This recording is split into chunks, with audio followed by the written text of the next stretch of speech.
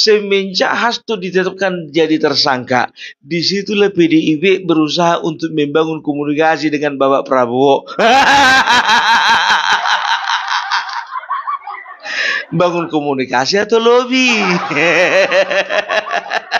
Oke teman-teman, untuk hari ini saya akan memutarkan sebuah video, dan video ini dari karya teman kreator kita yaitu Opung Parpelak. Di sini Opung Parpelak membahas dan mengomentari tentang isi videonya, dan isi videonya ini masih tentang politik. Dan di sini Opung Parpelak ini sangat seru sekali untuk membahas ini, ada apa dan kenapa ini para elit PDIP kok diem aja. Biasanya kan keluar-keluar, biasanya ngomong statement apa gitu ya, tapi ini anyep sekali. Oke teman-teman, biar teman-teman tidak penasaran dengan isi videonya, mari kita lihat dan kita tonton videonya. Sadar atau enggak kalian? Belakangan ini yang namanya Deddy Sitorus nggak kedengaran lagi keluar-keluarnya.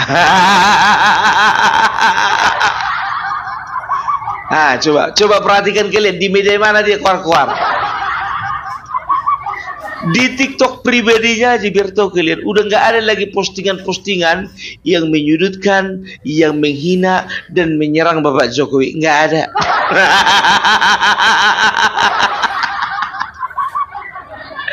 Kalaupun ada, postingan orang yang diposting lagi. Aduh, semenjak Astor tertangkap ternyata nggak berani bersuara dia. Kenapa? Takut ditetapkan jadi tersangka juga. Mulai berpikir dia kan, sedangkan sekjen pun juga dikerjai, sedangkan sekjen juga diangkat, sedangkan sekjen pun juga ditetapkan jadi tersangka. Kalau sampai aku bikin gara-gara, bikin masalah, bisa habis aku. Aduh, baru sadar. Tahu nggak kalian, ku perhatikan ini ya kan, semenjak Hasto ditetapkan jadi tersangka, disitulah PDIP berusaha untuk membangun komunikasi dengan Bapak Prabowo. Bangun komunikasi atau lobby? Aduh, sekarang begini, jujur aja lah ya, kita mau tagih dulu apa yang yang disampaikan Ibu Megawati. Kalau misalnya Hasto sempat dijadikan tersangka, maka saya akan datang ke KPK langsung. Mana? Bukan datang ke KPK kok malah nelpon Bapak Prabowo. Aduh, ya coba perhatikan kalian, betul kan yang ku bilang gitu ya kan? Semenjak Hasto ditetapkan jadi tersangka, disitulah mereka mulai membangun komunikasi dengan Bapak Prabowo. Bilang aja lah bahasa kasarnya itu melobi. Dan semenjak itulah kalian perhatikan, orang-orang PDIP ada lagi yang mulai nyinyir? Nggak ada. Belakangan ini yang terbaru masalah makan gratis, ada mereka nyinyir.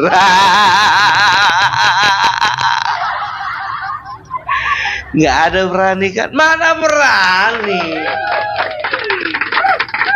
Inilah yang kukatakan, sebetulnya Bapak Prabowo itu ya bisa dikatakan saat ini ya, Bapak Prabowo itu mengatakan bahwasannya ya, dia itu perlu ambil tindakan terhadap orang-orang yang melakukan korupsi, baik dari tingkat atas ataupun paling bawah. Korupsi itu kan terbagi beberapa kategori, dan termasuk penyuapan itu pun masuk ke dalam korupsi. Kenapa dibilang adian napi itu puluh ya, yang namanya Hasto tidak ada makan uang negara? Betul tidak makan uang negara, tapi masalahnya di sini melibat lembaga negara, ya kan? Melibat lembaga-lembaga yang terkait dengan pelaksanaan negara ini. Ya, Hasto ketahuan dia itu memberi suap sebesar 400 juta kepada Wahyu Setiawan yang adalah komisioner KPU. Walaupun dia ex dari orang PDIP, tapi ketika dia sudah menjadi KPU, komisioner KPU, maka dia bekerja untuk negara, bukan lagi untuk PDIP. Nah, apapun yang berkaitan ya dengan korupsi, ya korupsi itu terbagi dengan makan uang negara, setelah itu merugikan keuangan negara, setelah itu apalagi gratifikasi, setelah itu apalagi penyuapan, itu sudah termasuk kategori korupsi. Jangan kalian katakan kepada masyarakat bahwasanya ya Hasto nggak merugikan negara kok. Siapa bilang tidak merugikan negara? Tetap dia itu judulnya melakukan tindak pidana korupsi. Karena apa? Penyuapan masuk dalam kategori korupsi. Nah, jadi Bapak Prabowo menilai apapun jenis korupsi. Kan dia kan tidak katakan setiap orang yang merugikan negara, setiap orang yang makan uang negara, maka ditindak habis. Enggak. Tapi siapapun yang melakukan korupsi. Nah, yang dilakukan Hasto itu adalah korupsi, ya, bagian dari korupsi. Makanya Bapak Prabowo juga mengatakan kepada KPU, gas terus. Yang pertama itu dia. Yang kedua ya Bapak Prabowo juga melihat ya orang-orang yang koruptor ini, ya koruptor ini seringkali menyembunyikan kebusukannya dengan suaranya yang lantang. Pura-pura suara lantang lah dia. Masih ingat kalian dibilang Bapak Luhut? Apa dibilang Bapak Luhut kemarin itu? Nggak usah dikritik-kritik Bapak Prabowo melaksanakan program makan gratis. Entahnya kalian yang mengkritik itu pejabat-pejabat waktu jadi pejabat negara dulu, kalian juga maling. Udah lebih paham Bapak Luhut bin Sarpanjaitan mengenai masalah di pemerintahan daripada Opung Parbella. Iya kan? Iya kan? Sedangkan aku ngomong begitu, apalagi Bapak Luhut. Jadi sekarang maling-maling itu, ya kan, oke, ya kan, untuk masalah ini Hasto tidak memakan uang negara, ya, tapi tetap melakukan korupsi. Nah, mana tahu di buntut-buntutnya itu di belakang, ketika Harun Masiku nanti tertangkap, ketahuanlah si Hasto rupanya melakukan yang ini.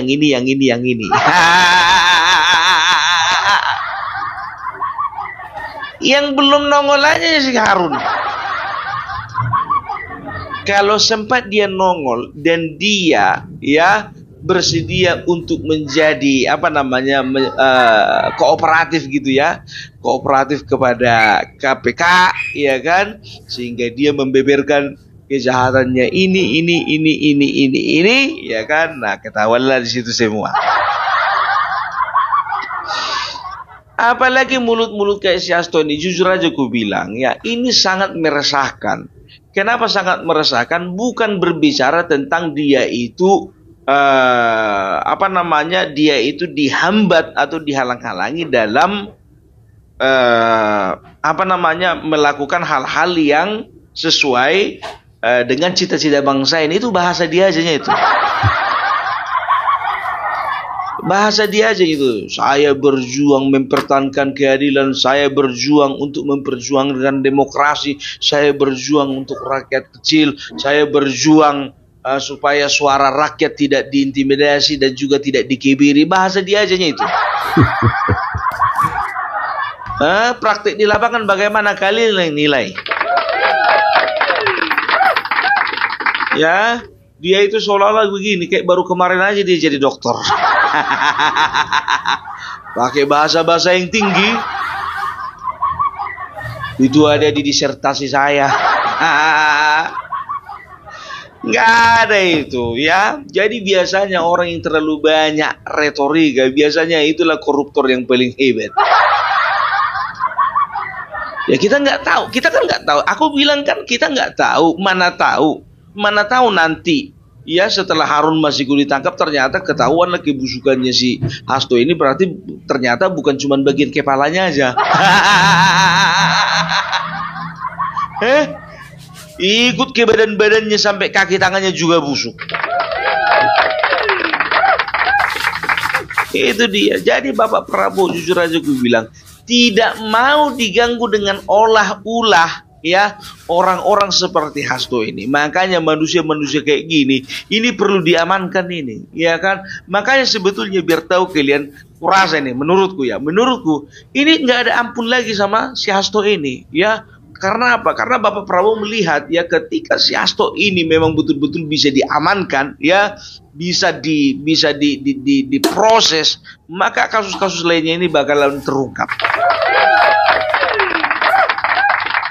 Makanya dia nggak mau intervensi, dan dia nggak akan mau mengintervensi KPK, dan dia akan berikan kebebasan kepada KPK untuk bertindak sesuai dengan hukum yang berlaku kepada Hasto. Jadi ya, kalau misalnya ya di luaran sana ada berita mengatakan bahwasanya PDIP melakukan lobby kepada Bapak Prabowo ya supaya Hasto diampuni, supaya Hasto dilepaskan, mungkin bisa saja iya, tapi kalau aku bilang tidak akan mungkin terjadi.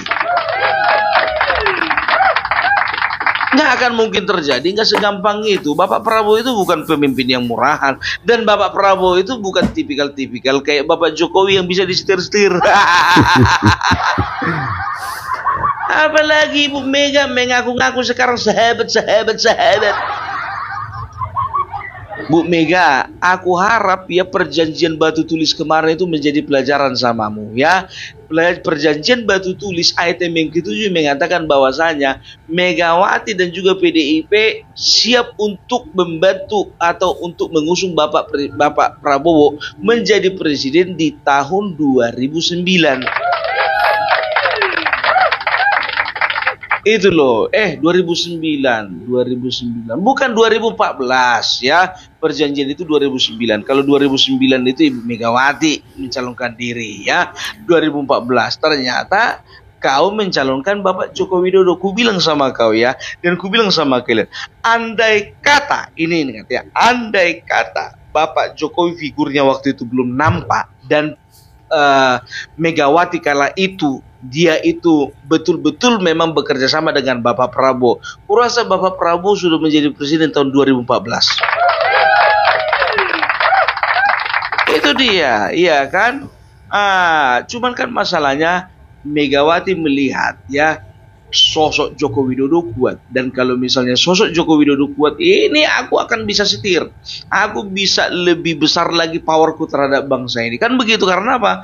Presiden aku yang nunjuk, kan begitu. Ternyata ya memang betul seperti itu, kan begitu. Kita bisa melihat bagaimana ya cuman bahasanya aja dibilang tidak ada intervensi ketua umum terhadap Jokowi, tidak ada intervensi ketua umum terhadap kebijakan-kebijakan. Siapa yang tahu?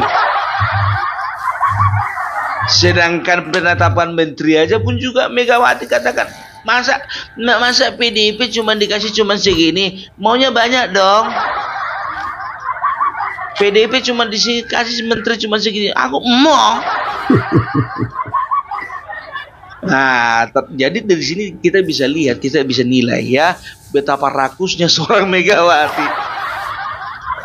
Ya rakus lah, kan begitu. Demi ambisinya dia korbankan persahabatan.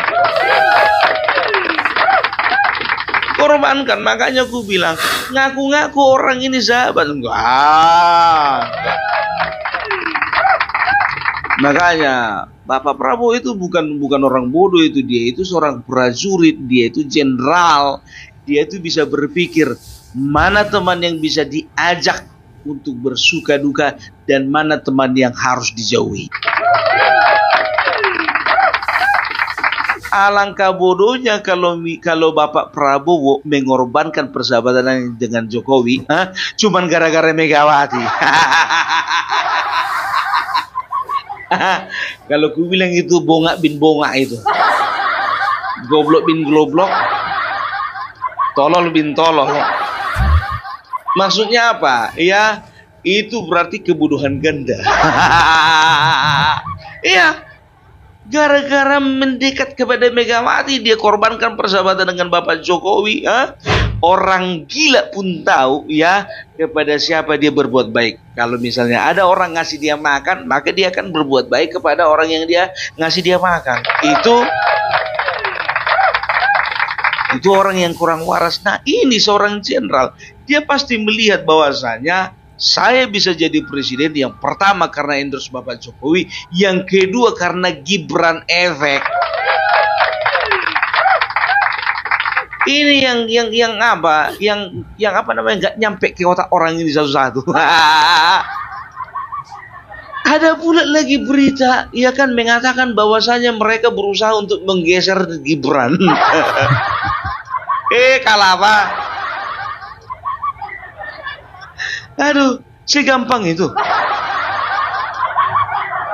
Enggak lah ya.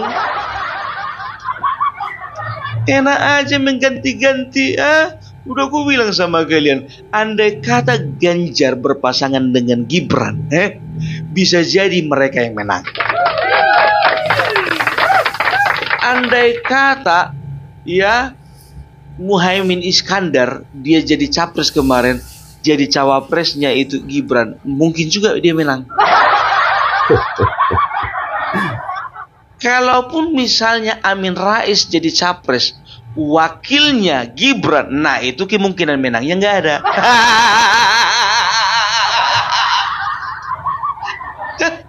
Ya iyalah, orang pun juga milih kan penuh kewarasan. Jadi kalau misalnya wakilnya anak presiden, calon presidennya Amin Rais mau begitu dengan gampang begitu aja milih? Enggak juga. Aduh, sadar Bu, sadar. Tapi kita lihat ya, sudah kita lihat kan semenjak Hasto ditetapkan jadi tersangka, mereka mulai membangun komunikasi. Mulailah si ibu bilang sama anak buahnya, nggak usah dulu serang-serang. Tunggu dulu, tunggu komando. Makanya biar tahu kalian, ya kan, begitu Hasto ditetapkan jadi tersangka, kemarin itu datang beberapa aktivis mendesak supaya Jokowi juga diusut KPK. Di dalamnya itu si Ray Rangkuti. Kalau kalian tanya sama aku, siapa itu Ray Rangkuti? Aku juga nggak tahu. Apa rupanya perannya terhadap bangsa ini? Aku juga nggak tahu. Tapi dia itu pernah mengatakan bahwasanya dia itu simpatisan PDIP. Sama kayak si Goni simpatisan PDIP. Itu dia. Makanya, ya kan, mereka itu melaporkan Jokowi, ya kan? Tahu enggak kalian, begitu didesak masalah bukti, apa dia bilang? Kita ada datanya kok, nggak perlu bukti. Data itu sudah pasti benar itu. Kita kalau ditanya bukti, nggak ada buktinya. Apa itu, masa nanya bukti? Yang kurang warasnya kawan ini. Yang namanya tindak kejahatan harus ada pembuktian. Data mana bisa dibikin jadi bukti?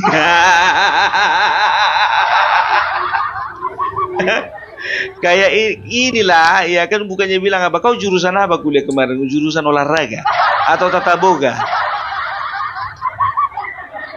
Mau melaporkan Joko Widodo dan juga keluarganya, tapi nggak pakai bukti, tapi pakai data.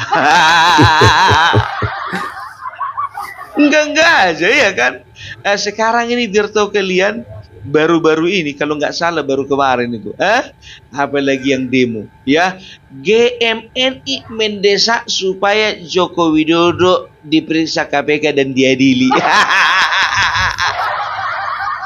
GMNI, Gerakan Mahasiswa Nasional Indonesia, salah satu organisasi mahasiswa yang terafiliasi dengan PDIP. Banyak orang-orang GMNI itu menjadi calegnya PDIP, dan banyak juga orang GMNI itu berkiprah di PDIP. Ya, jadi mereka nggak pakai tangan sendiri lagi, mereka pakai tangan-tangan yang lain. Nggak pakai muncung sendiri lagi, keluar-keluar pakai muncung yang lain itu,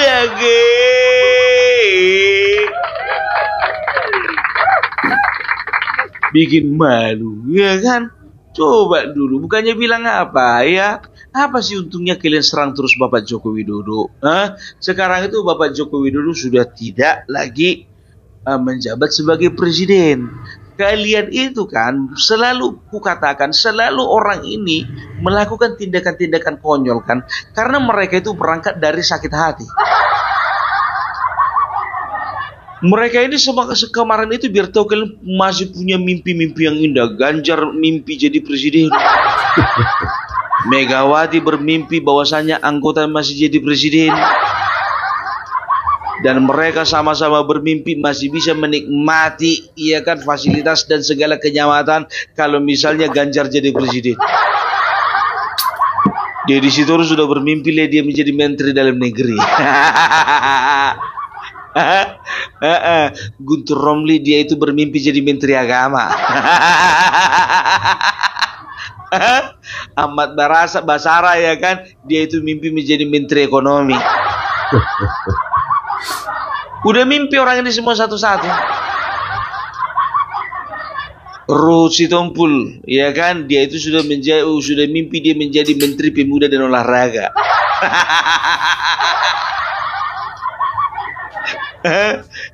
Itu dia. Makanya aku bilang ini orang-orang ambisi semua ini. Mereka sudah punya mimpi awal-awalnya. Ternyata mimpinya dihancurkan. Kita lihat nanti ya 2029 masih sanggup nggak mereka bermimpi?